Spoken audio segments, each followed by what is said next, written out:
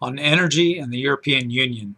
The UK follows the arc of David Cameron's career as Prime Minister, from bright green to olive drab to out.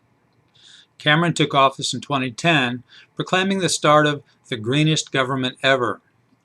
Promises like that win leaders access to executive washrooms at EU headquarters, that fortress of climate change sanctimony. By the end of 2013, however, Cameron was dismantling the subsidies and other favors his government had created for uncompetitive energy forms.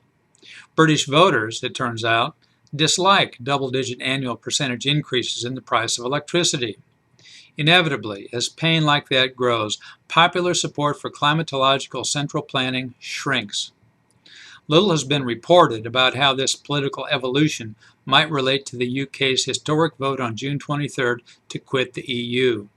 Supposedly expert observers attribute the surprising outcome to worry about immigration and general discontent with EU imperiousness.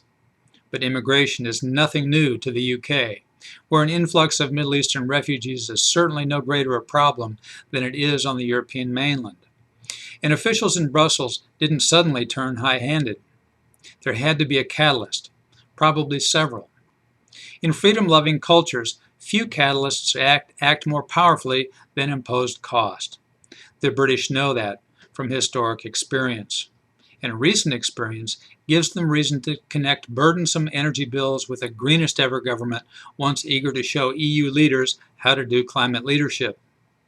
Cameron didn't resign as Prime Minister because his anti-carbon energy program provoked an uprising, of course. He quit because he wagered his job on a referendum about EU membership, thinking voters would choose to stay.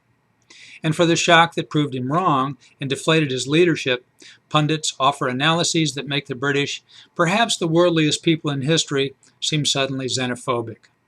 There has to be a better explanation for Brexit.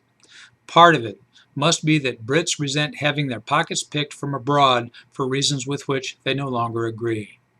I'm Bob Tippie, editor of Oil and Gas Journal, and that's the editor's perspective, which appeared first in text at www.ogj.com on July 1st, 2016.